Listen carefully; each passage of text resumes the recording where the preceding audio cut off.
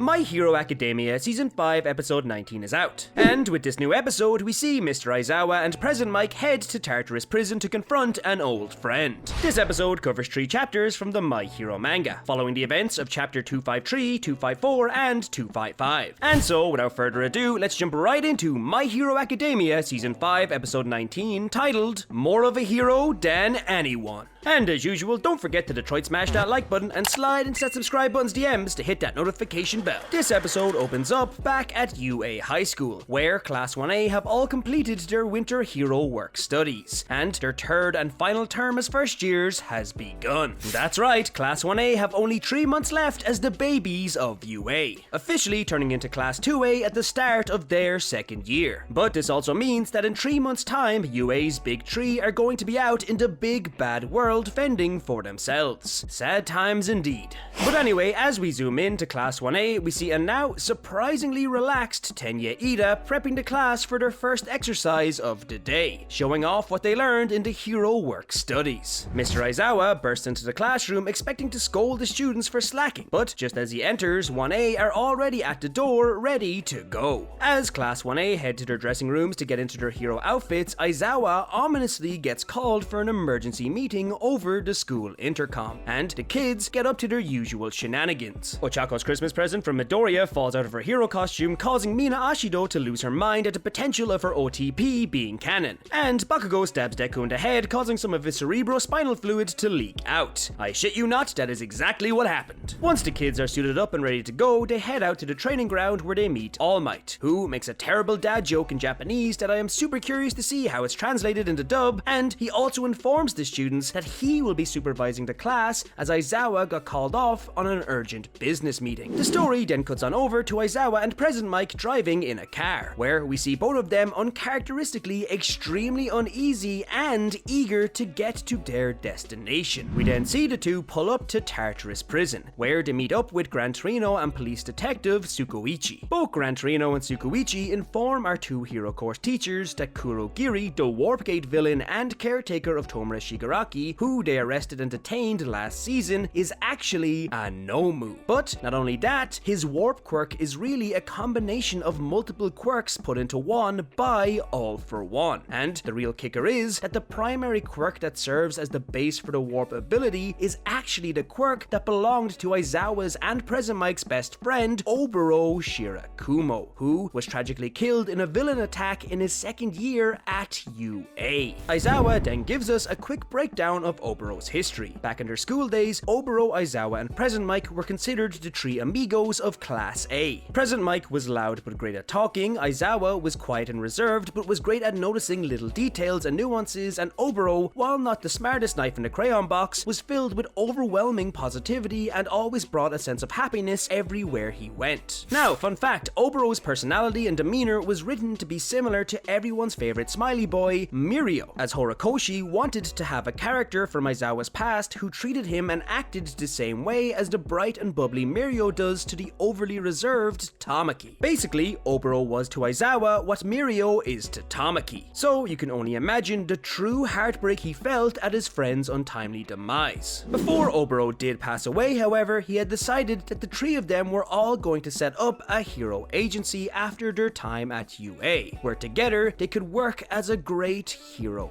team. After this quick flashback, Gran Torino and Tsukuichi informed the 2 UA teachers that some Nomus, such as High-End, have been shown to possess personality traits and some memories from their previous lives. And they want Aizawa and Present Mic to talk with Kurogiri to try and reawaken Oboro's attachments in the hopes that he will be able to help them track down the League's location. Aizawa is initially skeptical at this idea, as he already faced off against Kurogiri during the USJ attack, and he showed no signs of being Oboro or hesitating about attacking Aizawa or his old school. Despite this skepticism, however, Aizawa continues with the plan, as Tsukuichi informs him if he can get any info at all, it would be a huge help for their investigation into the League's whereabouts. And so, Aizawa and Present Mic enter Kurogiri's interrogation room, where they come face to face with the villain. Upon entering the room, Aizawa immediately activates his quirk on Kurogiri, deactivating his warp quirk. But even so, Kurogiri's true body remains hidden under the purple smoke, meaning that the smoke is now a part of his body. Kurogiri then wakes up from his sedation, and the very first thing he asks is if Tomura Shigaraki is okay. This question causes Present Mic to burst out in anger, thinking how his friend would never try to look after a villain like him. But Aizawa begins to get emotional as he remembers how his friend would always take in and care for someone without hesitation. An example being a small stray kitten which Aizawa himself had left out in the rain. Now, Aizawa goes into a small bit of detail here, explaining how Oboro would always look after him, drag him along to everything, and was even the person who gave Aizawa his goggles. But there's actually a lot more to this story than we see here, and I am currently working on a video in which I break down the character of Oboro Shirakumo, going into a lot more detail about his time at UA, his friendship with Aizawa, and his unfortunate death. I'm hoping to publish it sometime this week, so keep your eye out. But anyway, after Aizawa says all of this, Kurogiri's brainwaves begin to slightly act up. And it's here where Aizawa explains that the reason he is so strict on his students in UA is so that they don't end up like Shirakumo, but can still be just like him. So he doesn't want them to devalue their own lives for the sake of justice, but he wants them to carry on the same enthusiasm, positivity, and motivation his friend once had. We then get a quick flash over to UA, where we see Class 2A talking about the time Aizawa expelled their entire class. As it turns out, Aizawa has the power to expel and re-enroll any student he desires, and the reason he does this is because a lot of students are willing to lay down their lives just to get a job done. So he expels them, giving them a metaphorical death, showing them that dying as a hero isn't the same as self-sacrifice. And then he re-enrolls them in the hopes that their initial expulsion will help to motivate them to become better heroes. We then cut back over to Aizawa, who has explained all of this to Kurogiri, and with his eyes now filled with tears, he yells at Kurogiri that the reason he's so focused on saving his starry-eyed students who were just like Oboro is because, unlike Oboro, he wants what he considers the greatest heroes to live long lives. Hearing this, Kurogiri's brainwaves begin to act up even more, and Aizawa rips off his goggles, holds them out to his old friend, and exclaims that if Shirakumo is still in there somewhere, then he needs to come out because all three of them still need to become heroes together.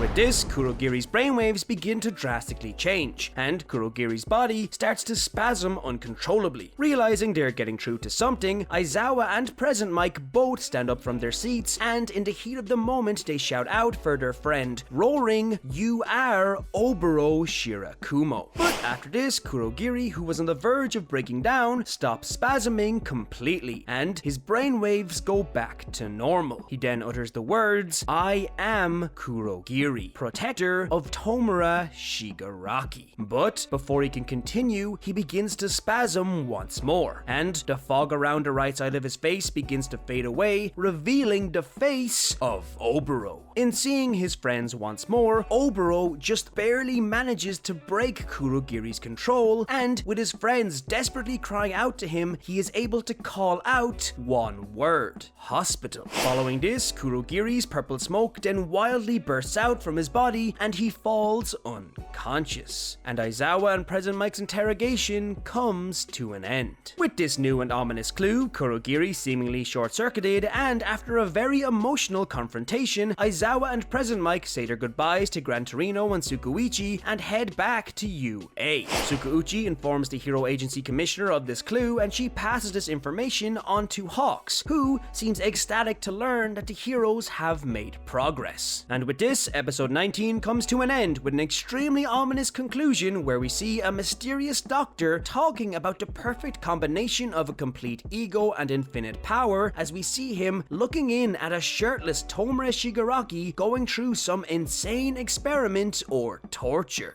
Now that's ominous. Overall, I quite enjoyed this episode. The build-up and tension in the Kurogiri interrogation scene was very well executed, and the combination of the music slowly building with Aizawa's emotions was a fantastic touch. I was actually really looking forward to seeing this scene animated, and I'm sure a whole lot of people were surprised to learn about the life, fate, and existence of Oboro Shirakumo. Although I will say, if it wasn't so late in this season, I would have loved if they had animated Aizawa and Oboro's arc from the My Hero Academia Vigilantes manga. It is genuinely an amazing story that really helps you understand not only the type of person Aizawa was growing up, but how he became the hard outer-shelled inner softie he is today. Plus, it will have you bawling your eyes out for poor baby Oboro. I was shook for weeks after it. Next week, we are finally diving into the highly anticipated MVA arc. It will be interesting to see how it turns out after all this time, and also on the whereabouts they plan on ending this season. Overall, I'd give this episode a 7 out of 10. It was emotional, had a great build-up and conclusion, with some great character moments for both Aizawa and Present Mic. However, I think this quick, surprising introduction and confrontation with Oboro taking place over the events of one episode did seem a little fast-paced. But I definitely understand the necessity of its speed with this season. But let me know what you thought of this episode. If you liked this video, don't forget to leave a like. For more My Hero content, subscribe to the Lunchtime crew. Thank you so much for watching, and I'll see you in the next video. Plus Ultra.